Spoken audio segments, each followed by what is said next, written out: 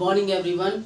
आज हम आप लोग को पढ़ाने वाले हैं हमारे आसपास के पदार्थ। कक्षा 9 के जितने भी विद्यार्थी हैं, ठीक है, इस वीडियो को पूरी देख लेंगे, ठीक है।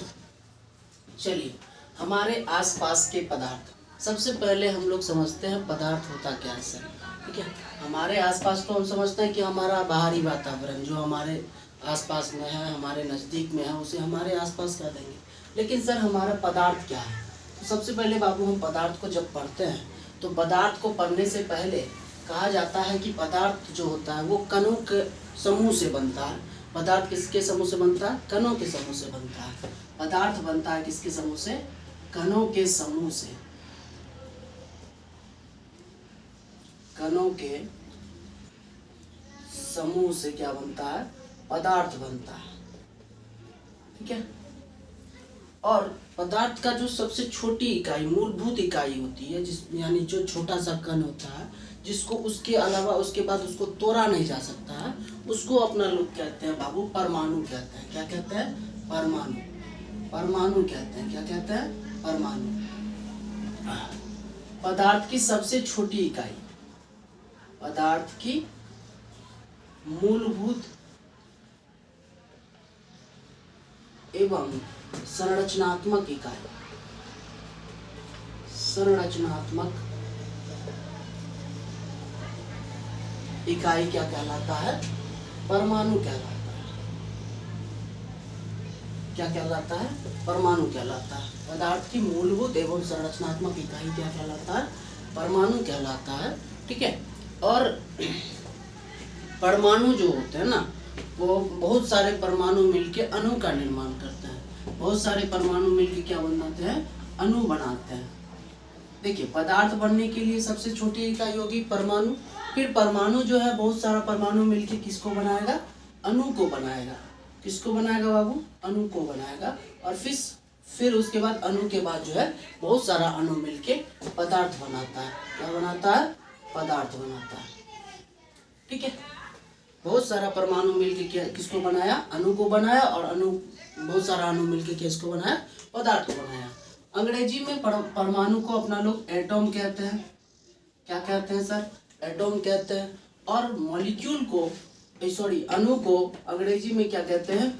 मॉलिक्यूल कहते हैं। क्या कहते हैं? मॉलिक्यूल कहते हैं। और पदार्थ को अंग्रेजी में कहते हैं मैटर। क्या कहते हैं? मैटर।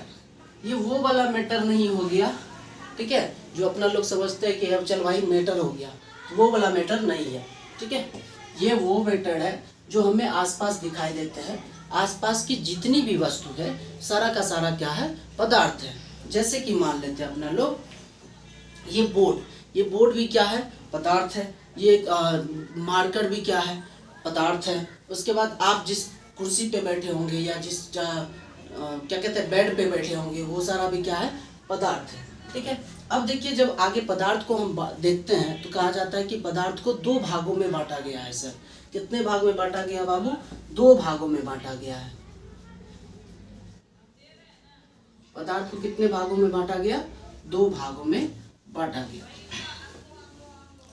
एक पहले भौतिक स्वरूप के हिसाब से, यानी भौतिक अवस्था के आधार पे, अवस्था के आधार पर,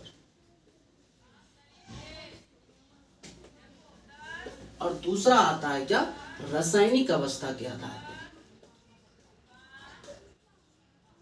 किस अवस्था के आधार पे?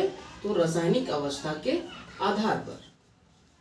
सर आप तो परमाणु सब समझा दिए, आज पदार्थ तो समझाया नहीं, पदार्थ होता क्या है। तो पहले तो समझ लेते हैं पदार्थ क्या है सर। तो पदार्थ वैसा वस्तु जो स्थान छेदता हो, जिसमें वजन हो, ठीक है, जिसमें घनत्व हो, उसको क्या कहते हैं? पदार्थ कहते हैं। क्या कहते हैं? पदार्थ कहते हैं। कोई दिक्कत? जिसमें स्थान छेदने की क्षमता हो, जो क्या करे, जिसमें वजन हो, जिसमें घनत्व हो, ठीक है, जिसका क्या कहते हैं, एक आकार हो। समझ गए? आकार उसका निश्चित भी हो सकता है और निश्चित भी हो सकता है, ठीक है। तो उसी को क्या कहते हैं अपना लोग? पदार्थ कहते हैं। क्या कहते हैं? पदार्थ कहते हैं, ठीक है। पदार्थ भौतिक अवस्था के आधार पे, भौतिक अवस्था का मतलब हुआ जिसको हम लोग टच कर सकते हैं, जिसको हम लोग देख सकते हैं, जिसको हम महसूस कर सकते हैं, जिसमें वजन हो सकता है, वो सभी क्या है, भौतिक अवस्था के आधार पे। जिसका रंग रूप दिखाई दे सकता है, जिसका रंग रूप दिखाई दे सकता है, वो क्या कहलाता है, भौतिक अवस्था के आधार पे पदार्थ कहलाता है। लेकिन रासायनिक अवस्था के आधार पे क्या होता है बाबू, कि इसका रंग रूप हमको पहले कुछ और दिखाई देता है, फिर बाद में कुछ और दिखाई देने लगता है, और इसका जो रंग रूप होता है वो एक ही तरह का होता है। अगर मान लेते हैं बर्फ का रंग सफ़ेद है तो बर्फ का रंग सफ़ेद ही होगा। अगर हम बर्फ के रंग में अगर अपना लोग कोला खाए, गोला गोला, उस गोला में क्या होता है, बर्फ में हम लोग क्या डाल देते हैं,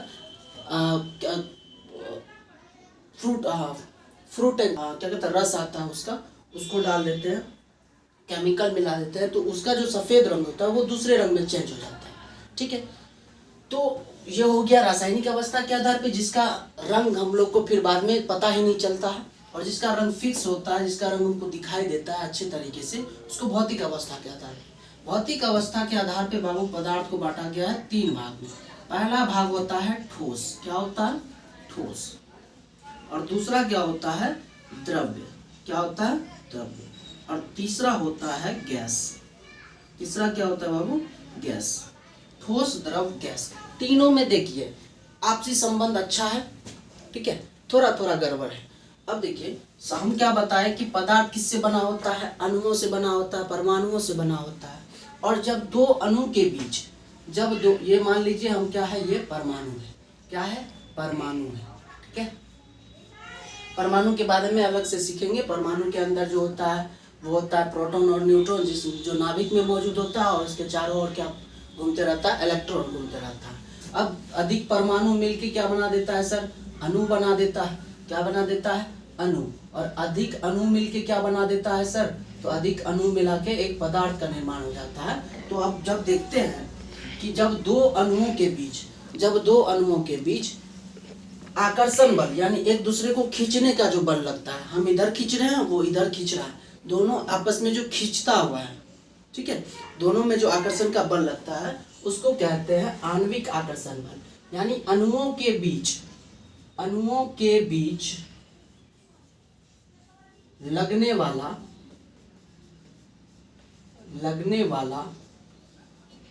आकर्षण बल आणविक आकर्षण बल कहलाता है। आणविक आकर्षण बल कहलाता है। कोई दिक्कत? अणुओं के बीच लगने वाला आकर्षण बल क्या कहलाता है, आणविक आकर्षण बल कहलाता है। उसी तरीके से अणु के बीच हमको छोटा छोटा स्थान दिखाई देता है, छोटा छोटा स्थान दिखाई देता है। कहीं अगर हम द्रव में देखेंगे तो ज्यादा स्थान दिखाई देगा, गैस में तो स्थान का पता ही नहीं चलता है। तो जब दो अणुओं के बीच अगर आपको कोई पूछ देगा कि आणविक स्थान क्या है, तो आप बताइएगा कि सर दो अणु के बीच के जो स्थान है ना, उसको आणविक स्थान कहते हैं। क्या कहते हैं? दो अणु के बीच स्थान को, यानी गैप को क्या कहते हैं, आणविक स्थान कहते हैं। क्या कहते हैं? आणविक स्थान कहते हैं। इसी तरीके से ठोस जब हम देखते हैं तो ठोस का मतलब हो गया पूरे दबा हुआ, इसका जो अणु होगा एक दूसरे को बहुत ज्यादा बॉन्ड करके पकड़ा होगा, यानी ऐसे पूरे ज्वाइंट होगा, इसके तो वो छोड़ाएंगे जल्दी नहीं छूटेगा, ठीक है। और उसके बाद अभिक्रिया करने के बाद इसमें जो ताप उप देंगे तब टूटेगा। तो इसका जो आणविक आकर्षण बल होगा वो क्या होगा, ज्यादा होगा। इसका आणविक आकर्षण बल क्या होगा, एक दूसरे को पकड़े हुए जकड़े हुए रहेगा, तो इसमें आणविक आकर्षण बल क्या होगा, ज्यादा होगा। क्या होगा, ज्यादा होगा। अब जब आणविक आकर्षण बल मान लो बाबू, हम और मेरा दोस्त एक जगह दो जब आपस में बैठे हुए हैं तो स्थान तो कम होगा। काहे कि हम लोग एक दूसरे को पकड़ के बैठे हुए हैं, एक दूसरे को कंधा पे हाथ डाल के बैठे हुए हैं, तो चिपक के बैठने का मतलब क्या है, बीच का स्थान क्या हो गया, खत्म हो गया, कम हो गया। तो ठोस के पास जो होता है आकर्षण बल, ध्यान दीजिएगा, इन तीनों में जिसमें आकर्षण बल ज्यादा होगा आणविक स्थान कम होगा, आकर्षण बल कम होगा आणविक स्थान ज्यादा होगा। कोई दिक्कत? अब देखिए इसमें अगर आणविक आकर्षण बल ज्यादा है तो आणविक स्थान इसमें क्या होगा, कम होगा। आणविक स्थान क्या होगा, कम होगा। कोई दिक्कत? और जब ये एक दूसरे को पकड़ के रखा हुआ है तो ये इसका अणु जो है एक दूसरे को पकड़ के रखा है, तो ये दोनों का संबंध क्या होगा, बहुत ज़्यादा अति होगा, टाइट होगा। तो टाइट होने की वजह से क्या होगा, इसका जितना भी अणु होगा एक दूसरे को आपस में बहुत ज़्यादा टाइट पकड़े रहेगा।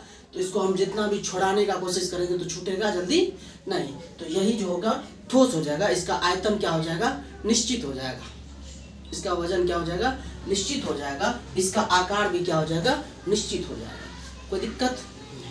अब देखिए इसका आकार क्या हो जाएगा, निश्चित हो जाएगा, आकार निश्चित होगा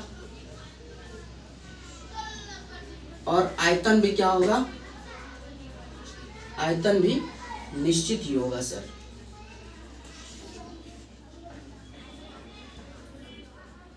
ठीक है। अब जैसे ही अपना लोग पढ़ते हैं तो द्रव में क्या कहता है कि आणविक आकर्षण बल ज्यादा है तो ठोस में, लेकिन इसके अपेक्षा द्रव में क्या होगा, कम होगा, और गैस की अपेक्षा इसमें ज्यादा होगा। आणविक आकर्षण बल द्रव में ठोस की अपेक्षा कम होगा और गैस की अपेक्षा ज्यादा होगा। ठीक है। और स्थान का बात करेंगे तो आणविक स्थान ठोस की अपेक्षा ज्यादा होगा और गैस की अपेक्षा कम होगा। कोई दिक्कत नहीं। ठोस, द्रव और गैस आप लोग बना के लाइएगा। ठीक है। अणुओं के हिसाब से, जब अणु के बीच आणविक स्थान कम रहेगा तो अणु एक दूसरे को छोड़ते हुए चले जाएगा, उड़ते हुए चले जाएगा। ठीक है। धन्यवाद।